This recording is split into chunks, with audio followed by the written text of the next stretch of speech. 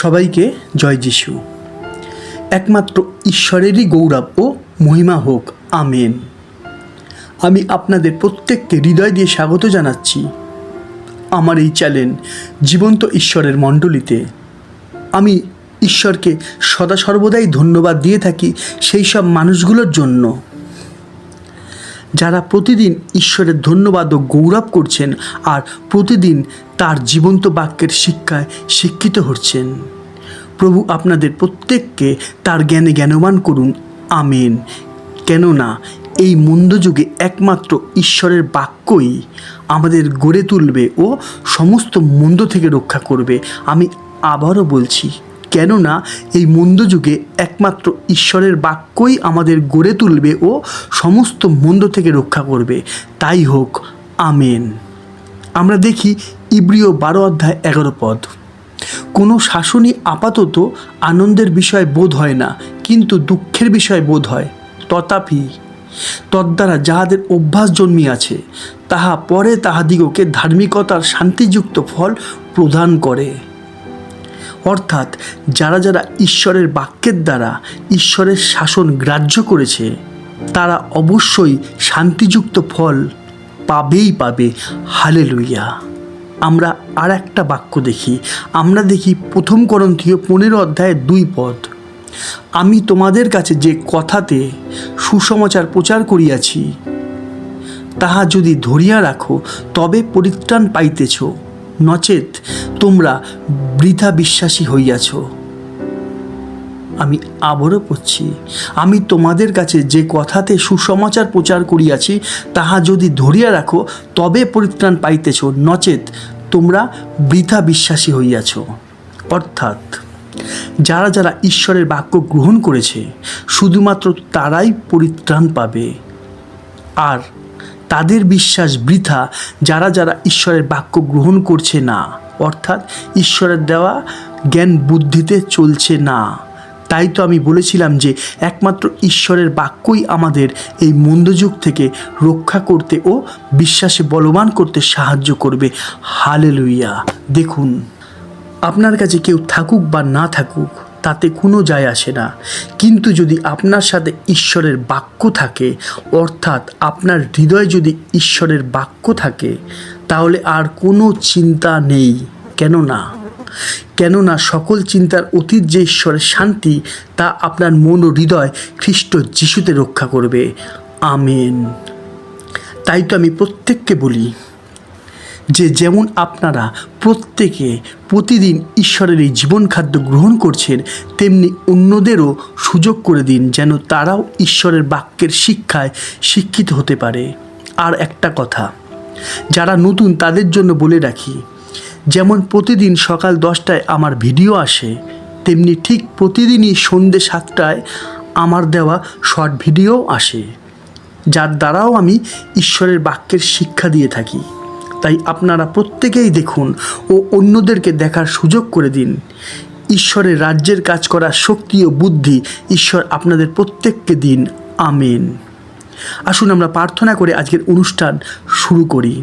হে ঈশ্বর, সর্বসৃষ্টির মালিক তুমি, সর্বশক্তিমান, সর্বত্র বিরাজমান ঈশ্বর তুমি। তোমায় ধন্যবাদ দিই, কেননা তোমারই দয়াতে এখনও আমাদের শ্বাসবায়ু চলছে।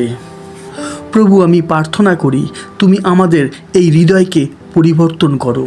তোমার ইচ্ছানুযায়ী তোমার এই মন্দিরগুলোকে তুমি গড়ে তোলো। শুধুমাত্র তোমারই ইচ্ছা আমাদের প্রত্যেকের জীবনে, তোমার এই মণ্ডলীর মধ্যে সিদ্ধ হোক এই প্রার্থনা প্রভু যীশু খ্রিস্টের নামে চাইলাম, আমেন। হালেলুয়া। আজকের বিষয়টা বলার আগে আমি আপনাদের কিছু বলতে চাই। দেখুন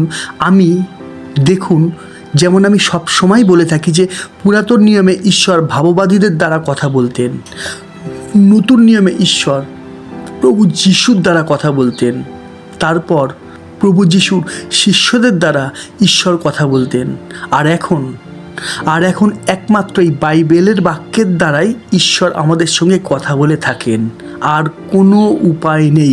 তাই আজ আমি ঈশ্বরের দেওয়া শিক্ষাগুলোই একটা কবিতার মাধ্যমে আপনাদের শোনাবো। মাথায় রাখবেন, হতে পারে যে কবিতাটা আমার, কিন্তু কবিতাটার মধ্যে সম্পূর্ণ শিক্ষাগুলো কিন্তু প্রভু যিশুর। আমি আবারও বলছি, হতে পারে যে কবিতাটা আমার, কিন্তু কবিতাটার মধ্যে সম্পূর্ণ শিক্ষাগুলো কিন্তু প্রভু যিশুর, যার দ্বারা আমরা ঈশ্বরের ইচ্ছা ও ঈশ্বরের আজ্ঞা জানতে পারবো। হালেলুয়া। তাই আজকের টপিক আমার কবিতা, দুঃখ করো না। আমি আবারও বলছি, আজকের টপিক আমার কবিতা, দুঃখ করো না। একটু মন দিয়ে শুনবেন। দুঃখ করো না, দুঃখ করো না। প্রভু বলছেন দুঃখ করো না। তোমার জীবন থেকে অতীতের চলে যাওয়া বিষয়গুলোর জন্য দুঃখ করো না। আর দুঃখ করো না তোমার অতীতের প্রেম নিয়ে। আমি জানি কষ্ট ও দুঃখেরা মাঝে মাঝেই তোমার হৃদয় তোলপাড় করে দেয়, তোমার হৃদয়কে করে ছিন্ন ভিন্ন। আমি তা জানি। আমি বলছি, যা হারিয়ে গেছে তোমার জীবন থেকে, তার জন্য মোটেও দুঃখকে ঘেঁষতে দিও না তোমার হৃদয়ে। কষ্ট, দুঃখ, ভয় আসার উপক্রম করলেই তাকে দূর থেকে তাড়িয়ে দাও। এই পৃথিবীতে দুঃখ বড় অদ্ভুত, দুঃখ বিভৎস, ভয়ানক, যা মানুষকে পিষে পিষে শেষ করে ফেলে। মনে রেখো, যা চলে গেছে সেই ভালোবাসায় ছিল ফেলিও, স্বার্থপরতায় ভরা। কিছু পাওয়ার আশায় সে ছিল তোমার সঙ্গী।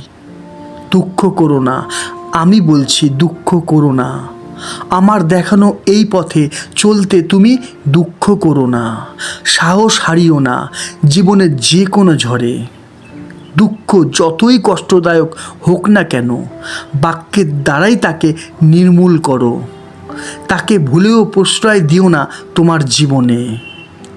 যা চাইতে গিয়ে তুমি পাওনি, তার জন্য দুঃখ করো না। কেননা জেনে রাখো, আমার সংকল্প তো মঙ্গলের। ক্রুশে মৃত্যুবরণ করেছি আমি শুধু তোমারই জন্য। স্থির হও, বিশ্বাস রেখো শুধু অনন্ত জীবনেরই জন্য। মনে রেখো, তাই তো আমি বলি দুঃখ করো না, দুঃখ করো না, দুঃখ করো না। হালেলুয়া। একমাত্র ঈশ্বরেরই গৌরব হোক। আমিন।